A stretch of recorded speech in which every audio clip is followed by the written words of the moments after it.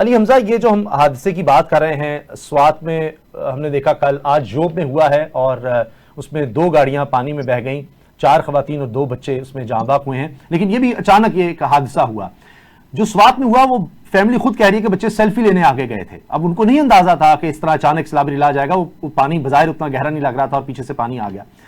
लेकिन जाहिर है कि जो लोग दुनिया से चले गए उनका इसमें कोई कसूर हम नहीं कह रहे हैं। ये तो ऐसी है कि कोई शख्स हादसे का शिकार हो, हम कहीं क्यों हादसे का शिकार हुए, असल कसूर उनका है जो वहां पर उनकी इमदाद के लिए नहीं पहुंचे। कोई हादसा हो तो एम्बुलेंस का वक्त पर पहुंचना जरूरी है, डॉक्टर का वहां पर होना जरूरी है, कुछ भी हो जाए। लेकिन जिस तरह हम कहेंगे ओवर स्पीडिंग नहीं करनी चाहिए थी, आपको सीट बेल्ट बांध के रखनी चाहिए थी, ये जो हम वन व्हीलिंग देखते हैं ये नहीं करना चाहिए। इसी तरह हम क्यों ये करते हैं कि दरिया है, दरिया है, कोई नहर भी हो, पांव फिसल जाता है। और हमने ये वाकयात आए दिन देखे, आप भी रिपोर्ट करते होंगे, बताते होंगे, सुनते होंगे कि ये वाकयात हो जाते हैं। फिर भी हम ये रिस्क क्यों लेते हैं इतना ज्यादा आगे जाकर? अच्छा उसामा भाई, पहली बात यह है कि रियासत कहती है कि हमने वहां पे दफा 144 का नफाज किया था।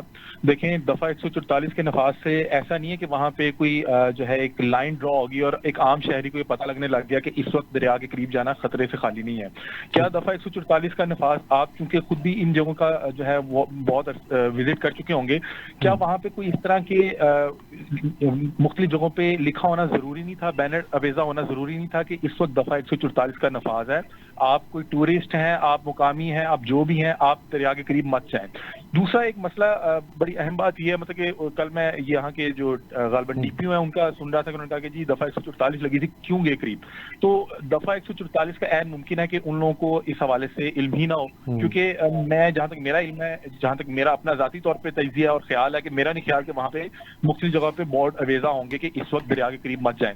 सेकंड चीज ये है कि हमारे यहाँ एक बड़ा मसला है, हमारे यहाँ जो लोग ये पंजाब या ये कराची जैसे शहरों से जाते हैं इस तरह के इलाकों पे जहाँ पे ये दरिया या कोई समुद्र वाला मामला हो, वहां पे अगर आपको कोई मुकामी इस हवाले से समझा भी रहा हो कि भाई इस वक्त दरिया के करीब मत जाएं क्योंकि अचानक से तूफानी रेले का खदशा है, तो बतौर एक मतलब कि लाहौर शहर के सिटीजन के तौर पे या कराची शहर के सिटीजन के तौर पे हमें हमें लगता ही नहीं कि खतरा। हम ये सोच रहे होते हैं कि अभी ये पानी जो है ये 6 इंच है या 1 फुट है, ये कैसे 6 फुट पे पहुंच जाएगा।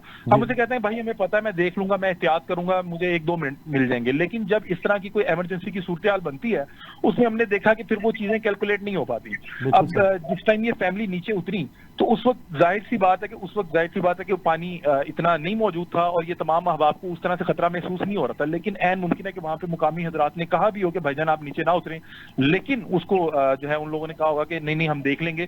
और उसी में जब वो मेरा ख्याल है कि सैलाबी रेला आया तो नहीं वो मेरा ख्याल है कि उसको नहीं कर सका। मेरा ख्याल है कि हमारे यहाँ ये एक मसला है कि हमें जब कोई समझा भी रहा हो तो हम अपने शऊर के मुताबिक उसको कैलकुलेट कर रहे होते हैं, क्योंकि हमने उससे पहले उस तरह की चीज एक्सपीरियंस नहीं की होती। लेकिन जो हमें समझा रहा होता है वो उसी इलाके का होता है और उससे कहीं ना कहीं इस तरह के हालात बनते देखे होते हैं।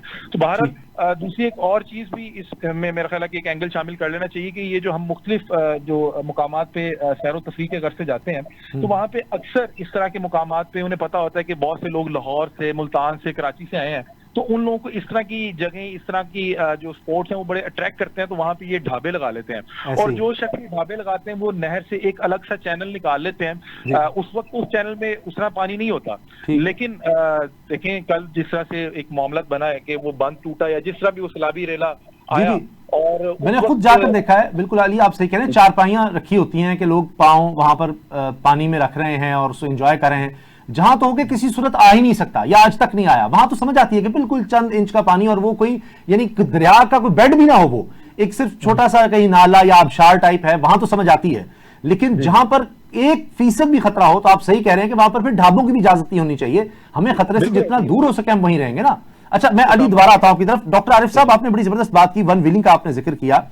तो बतौर पेरेंट, क्योंकि इसमें वो जो साथ गए हुए थे बड़े, वो कह रहे थे कि जी बच्चे आगे गए हैं सेल्फी लेने, मैंने खुद सुना है, और फिर अचानक से आ गया, यानी वो इजाजत के साथ गए हैं। तो बतौर पेरेंट भी हमें समझ नहीं आती कि खतरा कहां पर है। ये चोटी के बिल्कुल किनारे पर खड़े होकर हमने तस्वीर बनानी है, बाकायदा दिखाना है कि देखिए मैं बिल्कुल कोने पे खड़ा हूं। इस तरह के मैंने स्टंट देखे, जिस तरह आपने बल व्हीलिंग का जिक्र किया। एक वीडियो मुझे बार बार स्ट्राइक कर रही है, मैं देखने वालों को बताना चाहता हूं। ठीक पाकिस्तान की तो नहीं थी, कहीं और से थी, कि वो इस तरह एक आबशार जहां से नीचे गिर रही है, उधर बिल्कुल किनारे पे खड़ा होकर एक किनारे से दूसरे किनारे पर चलकर आता है ऐसे कि मेरी तुम जरा स्लो मोशन में वीडियो बनाना। जैसे ही वो किनारे पर पहुंचता है उसका बाप वहां पर आ गया होता है और वो उसको फिर मारना शुरू कर देता है। तो क्या ये, मैं ये नहीं कह रहा कि पेरेंट्स को मारना चाहिए, लेकिन उससे सबक ये मिला कि वो हीरो नहीं, पीछे से उसके वालिद आ गए, उनका मैं तुम्हें बताता हूं तुम कितने हीरो बन रहे हो। तो पेरेंट्स को ये बचपन से बताना होगा कि इसमें कोई हीरोइज्म नहीं है, इवन व्हीलिंग में या एज पर जाकर तस्वीर लेने में या दरिया में खड़े होकर तस्वीर लेने में, या ट्रेन चल रही है तो उसके बाहर हाथ निकाल के तस्वीर या वीडियो बनाने में, या ट्रेन गुजर रही है तो वहां से किसी जगह फलांग कर कश्ती के किनारे पर खड़े होकर इस तरह की हरकतें करना, ये कोई हीरोइज्म नहीं है। किसने सिखाना है?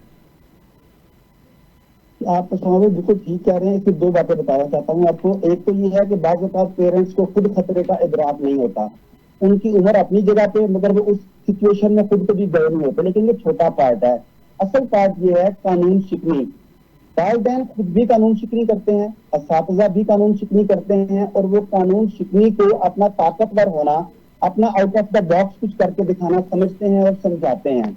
आप जिससे आपने कहा कि ट्रेन के साथ दौड़ना, सड़क पे गलत कीमत से क्रॉस करना, वन वे की खिलाफ वर्जी करना, इशारा तोड़ना, ये वालिदैन ने करके बच्चे को दिखाया होता है कि जो कानून है, अगर तुम में ताकत हो, तुम में अख्तियार हो, तुम में जवानी हो, तुम जब उन्हें वायलेट करते हो तो तुम बड़े आदमी बनते हो। होता क्या है कि वो अपने बड़े अफसरान को देखते हैं, सियासी कादरीन को देखते हैं, इंतजामिया के कादरीन को देखते हैं कि कानून उनके लिए नहीं है। अब चूंकि वो उन जैसा बनना चाहते हैं, वैसे तो बन नहीं सके, अब वो छोटे छोटे मौके पर जहां जहां मुमकिन हो वो कानून को तोड़ के अपनी उस जिद को तस्कीन पहुंचाते हैं। ऐसे ही मामले यहाँ पर होते हैं। तो जब कहा गया कि ये ना करो, डिस्ट्रिक्ट मैनेजमेंट ने या प्रोविजनल मैनेजमेंट ने भी कहा, दफा लगी, पता था या नहीं पता था, जो कुछ भी था, लोगों ने बताया या नहीं बताया, मगर उन्होंने सोचा कि मैं इस नॉर्म को तोड़ता हूँ, मैं ये कर सकता हूँ, मैं लोगों से हटके हूँ, मैं खास हूँ। तो ये बच्चों में यकदम नहीं आया, ये वालिदैन को भी उन्होंने करते हुए देखा, उन्होंने अपने रोल मॉडल्स को करते हुए देखा, सियासी कायदीन को करते हुए देखा, हत्ता कि स्कूल कॉलेज में असातिज़ा को देखा कि उन्होंने छोटे छोटे मामलात में कानून की खिलाफवर्जी की और कहा कि चूंकि मेरी ये प्रेस्टीज है, मेरा ये मकाम है, इसलिए मैं ये करूंगा और मुझे कोई पूछेगा नहीं। तो ये नॉर्म सेट हो गया और बच्चों ने इसे फॉलो किया, उनके बच्चे इसे फॉलो करेंगे। तो हमें कानून शिकने की बजाय कानून की पासदारी का कल्चर लाना होगा, ये सारे मामले सेटल हो सकते हैं।